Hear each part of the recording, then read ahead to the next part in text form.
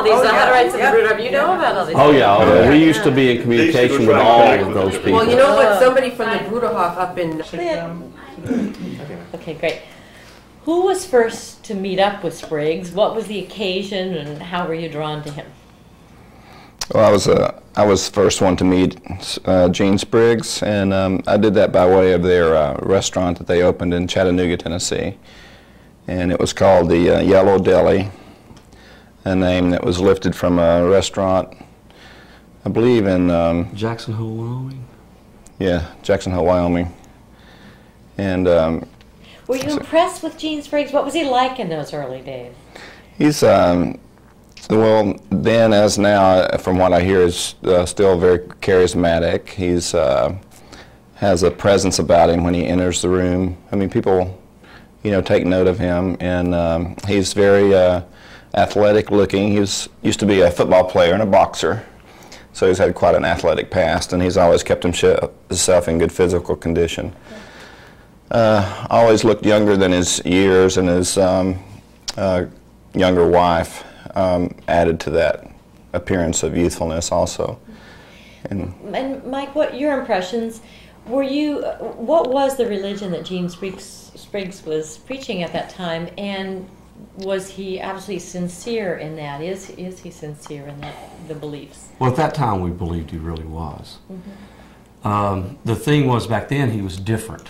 He was totally different from any of the denominational religions that you saw.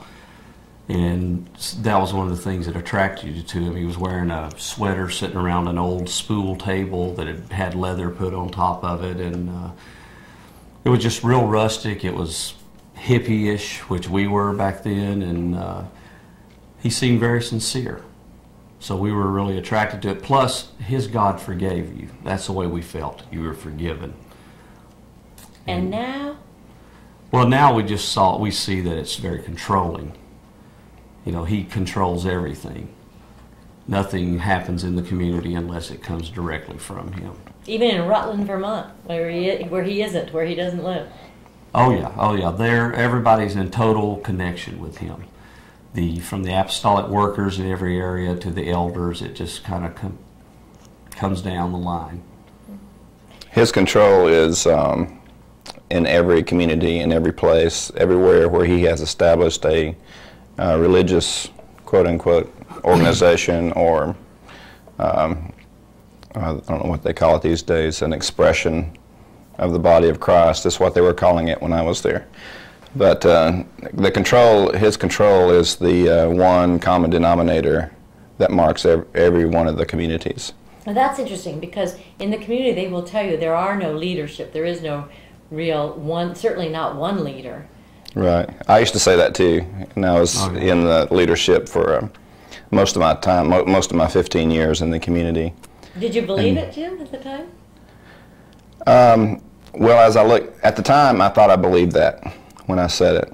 I wasn't purposefully just making up something that sounded good, but I was very good at tailoring what I said to whoever was listening. Like if you, for instance, were a charismatic preacher, then my doctrinal statement to you would emphasize all those points that I thought we would have in common, so I can make you smile. And but if I was talking to a Baptist preacher, I would tailor it to him, or an unbeliever, I would tailor it to him. But as I look back, I can see that people who live in that community don't really know what they believe.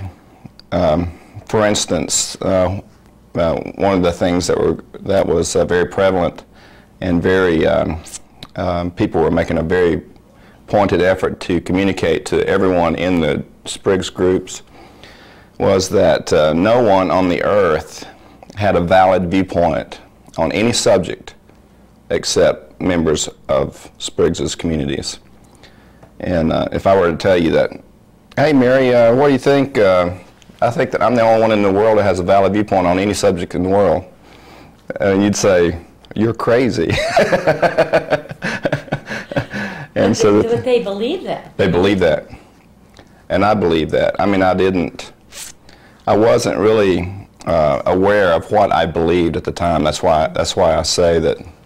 You could say things and think you believe them, but you didn't really believe it at the time. In a way, the belief system would be something like an old, maybe a Calvinist or someone who would believe that they were the divinely